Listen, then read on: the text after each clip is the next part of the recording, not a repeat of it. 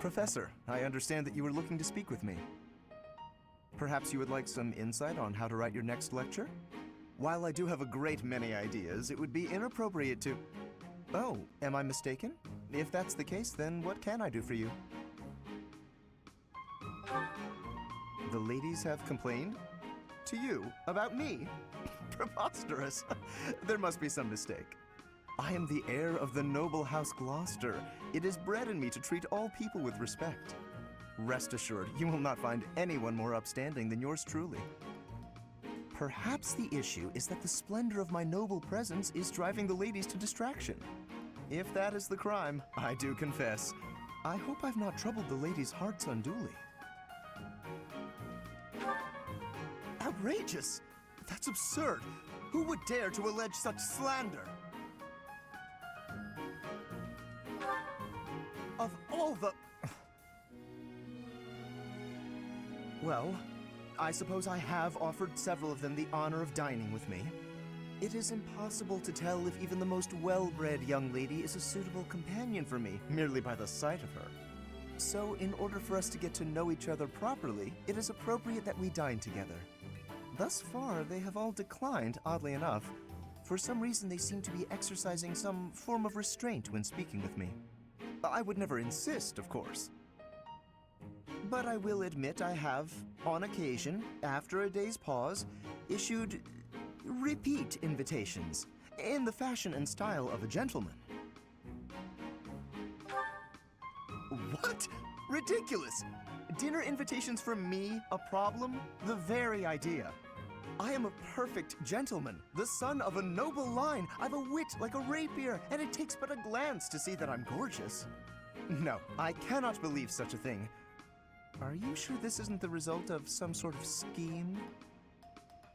It cannot be otherwise. Someone has clearly devised a conspiracy against me. Someone who envies my position, who seeks to soil my sterling reputation with foul rumors. How crude. Please, Professor, it is beneath you to fall victim to such petty and obscene tactics. I implore you to take greater care in the future. Now, if you will excuse me, I have a great deal of work to do. Farewell.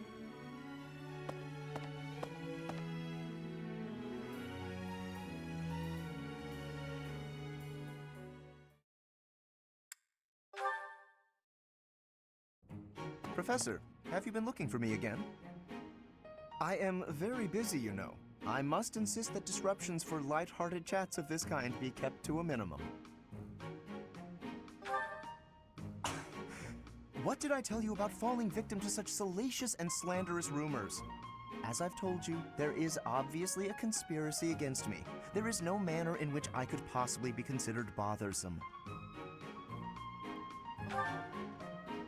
Professor, I assure you, you have been deceived. My adversary has poisoned the hearts of these ladies against me. The plot goes deeper than I thought. But... if you truly do insist... Please understand, Professor. I am not some scoundrel out for conquest. I am attempting to fulfill my duty as heir of House Gloucester. It is my responsibility to continue our noble line by finding a suitable lady to be my wife. It is a rigorous process. My family has the very highest standards for appearance, grace, temperament, and pedigree. Typically, yes, even if others are sometimes critical of that notion. For the nobility, marriage is not merely a union of individuals, it is also a union of families. It would not benefit House Gloucester to be tied to a family of powerless commoners, would it? To achieve supremacy, it is necessary for my line to be tied to that of an influential family. That is the best path to peace and prosperity for all of Fodlan. So as you can see, the fate of the whole world rests upon my shoulders. It is nothing out of the ordinary. Those of us with noble blood are born to this duty, you know. That being said, to avoid misunderstandings, I shall restrain myself until things calm down. I would rather not cause trouble for you after all.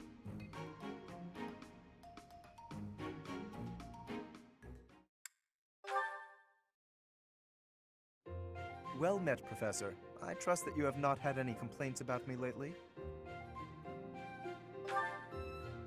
Good. For any trouble I may have caused, please accept my most humble apology. I've decided that it would be inappropriate for me to continue my search for a spouse while we are at war. I expect that means you will not be receiving any more complaints. I hope that puts you more at ease. Actually, the introspection I've gained setting aside my search has motivated me to amend my conduct. Not the phrasing I'd choose, but you're not wrong. Selfishly pursuing my own desires caused me to behave inconsiderately. For instance, it was arrogant and rude to invite ladies to dine with me purely to evaluate them. Our experiences in battle have also given me cause to doubt certain preconceptions I once held. Previously, I had considered it a requirement for my future spouse to come from a noble line. I once thought that commoners lacked the power to influence the wider world, as history might suggest. To find a commoner who made a real impact, one has to look all the way back to Nemesis. That was my belief at any rate. But I realized that I've actually had an influential commoner right in front of me all along. Don't you see? I'm referring to you. You may wield the power of a crest, but you are so much more than just that. You have managed to charm everyone around you, to compel them to trust and follow you. Though you may not realize it, that is no mean feat. It is altering the course of history in Fodlan. Your example puts my prior beliefs to shame.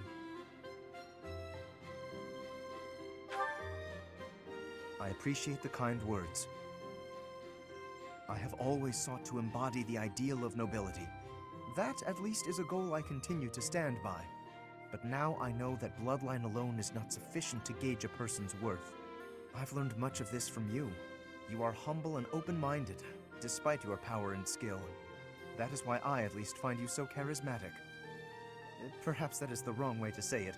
What I mean is that you set an admirable example. I can only hope someday to be your equal. Of course, you had better keep an eye on me, because I can achieve anything I set out to do. For I am none other than the handsome and talented Lorenz Gloucester.